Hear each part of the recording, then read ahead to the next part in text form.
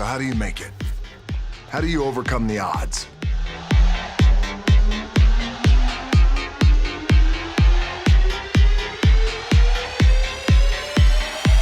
How are you gonna get here?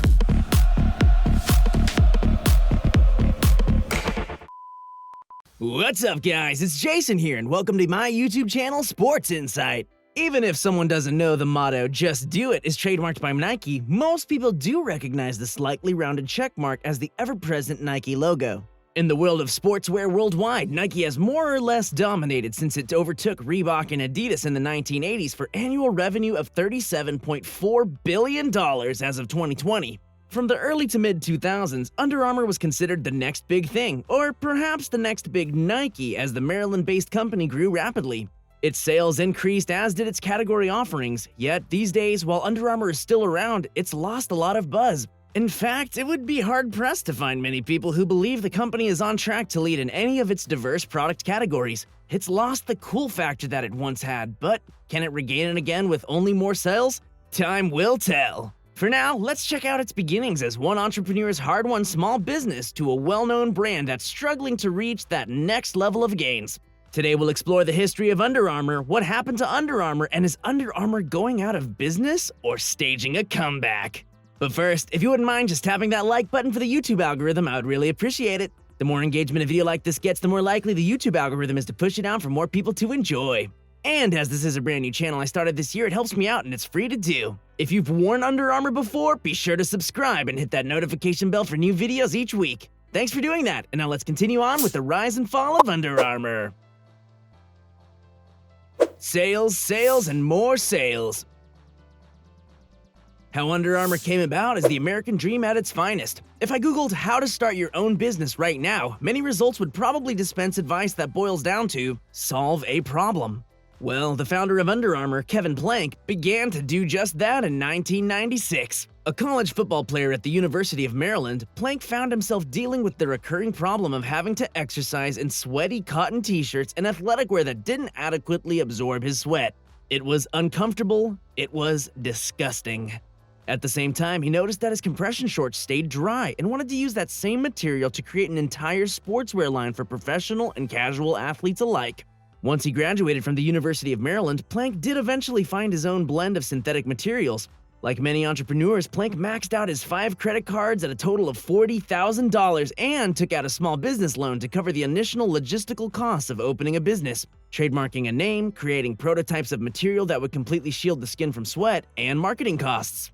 Just in case you don't particularly like the name Under Armour, it might be reassuring to know that the name actually came about because Plank couldn't trademark his first preference of heart and body armor because they were already taken. Maybe it's for the best that those names didn't work out because even one of Plank's brothers couldn't remember if the name was Body Armor or Under Armour, as he suggested when he casually asked his brother how his company, Under Armour, was doing. The name was trademarkable, so it stuck. It's also an example of not waiting for a perfect name or a perfect business plan or a perfect anything else as a would-be entrepreneur because it can bog you down. In the case of Kevin Plank, he simply moved on to the next natural question: how and where to sell the prototypes. Taken out of the startup playbook, Plank started in his grandmother's basement in Washington, D.C. He started sending products to his immediate network of former Maryland football teammates, some of whom had actually made it to the NFL. In 1997, Plank made his first big sale of $17,000 to Georgia Tech's football team after doing extensive outreach to different college teams to no avail until now. It gave Plank the confidence boost he needed to keep going. It paid off in spades, obviously. The sale to Georgia Tech gave him the buy-in he needed with other football teams, as 24 NFL teams also bought sportswear from him. By 1998, he had sold $100,000 in sales and rented an office in Maryland. Fun fact, to this day, Under Armour is still headquartered in Maryland, albeit in a larger office. Hollywood momentum. In 1999, Under Armour reached a turning point when its products ended up in the front of a costume director for Oliver Stone's football blockbuster Any Given Sunday, with heavyweights Al Pacino and Jamie Foxx. Fans of the movie probably don't remember what the cast was wearing, but it nonetheless pushed Under Armour to the next level. In a bid to capitalize on its newfound presence in Hollywood, its staff chose to forego their paychecks so that the company could buy its first print ad in a very high magazine, ESPN, and half a page at that. The staff's confidence in their employees was well-founded. After the ad, Under Armour saw a $750,000 increase in its sales. 2001 continued to have breakthroughs in store for Under Armour in the niche sportswear space. That year, it became the National Hockey League's official supplier and made licensing deals with Major League and USA Baseball. Major retailers who previously were reluctant to pick up the brand also got on the Under Armour gravy train. By 2002, about 25,000 retailers nationwide carried Under Armour. Diversifying its offerings, but not necessarily for the better. When companies begin to diversify their product categories, it usually makes or breaks them. Under Armour is a sportswear company, but began to branch out with its performance underwear in 2002 after rapidly increasing its sales year after year.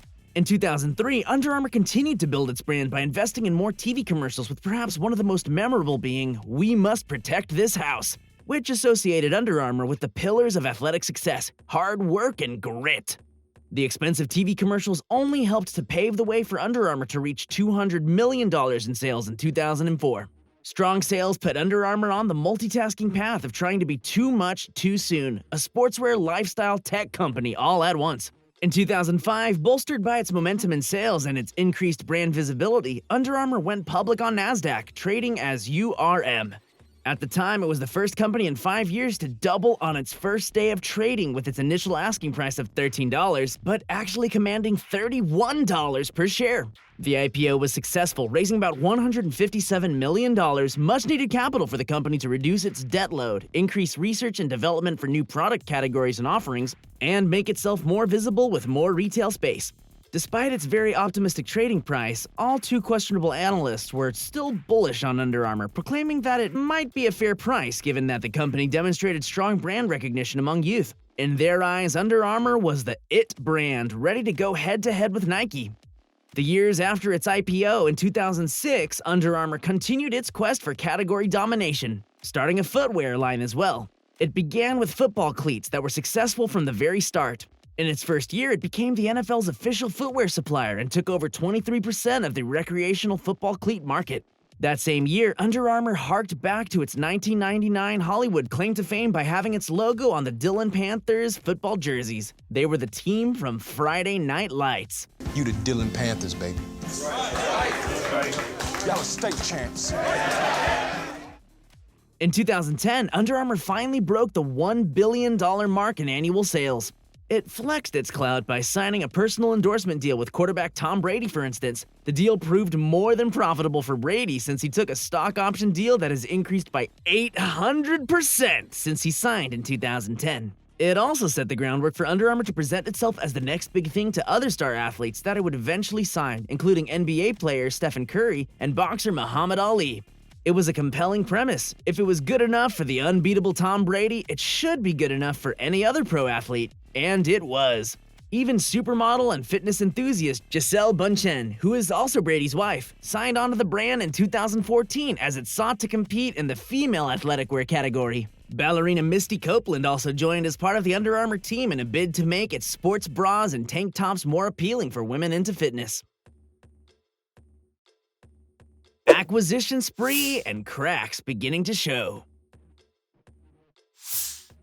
As Under Armour made headway with its endorsements and sales, it went on an acquisition spree as well in its quest to become primarily a sports techwear unicorn. In 2013, for $150 million, it acquired MapMyFitness, a training app that allows people to track their exercise routines and food intake in one place, as well as sharing them with other app users. In 2015, it acquired fitness apps Endomondo and MyFitnessHealth with the self-declared goal of establishing the world's largest digital health and fitness community. Endomondo was a social platform for fitness enthusiasts, while MyFitnessHealth was a sort of one-stop shop for fitness and nutrition-related information. MyFitnessHealth cost Under Armour $475 million, while Endomondo cost the company $85 million. In 2014, as Under Armour sought to expand its offering for women and techies, it got a dent in its armor with accusations that the suits it designed for the US speed skating team actually slowed them down in the Sochi Winter Olympics. That didn't seem to be enough to stop Under Armour's growth, since in 2016 it became the official uniform supplier for Major League Baseball. At the same time, it had released other products that continued to showcase their tech ambitions, such as the UA Speedform Gemini 2 Record Equipped, its first smart shoe. What made it smart? Its ability to track and store data with a built-in sensor. In addition to its smart shoe ambitions, Under Armour wanted to get into the business of sleep with its UA Recover, or sleepwear line, marketed as helping the body recover faster with a more sound sleep. Stretching itself to become everything athletic to amateur and pro athletes alike, in 2017, Under Armour reported its first quarterly loss since its IPO. The stock then tanked more than 40%.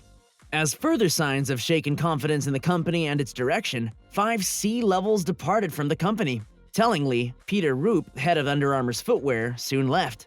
Plank explained the company's less-than-stellar performance to not being fashionable enough and having missed the athleisure trend that companies like Lululemon capitalized so handsomely on. Plank didn't do the company any favors by publicizing his support of then-President Donald Trump, which proved to be unpopular with the most vocal in the traditional press and social media.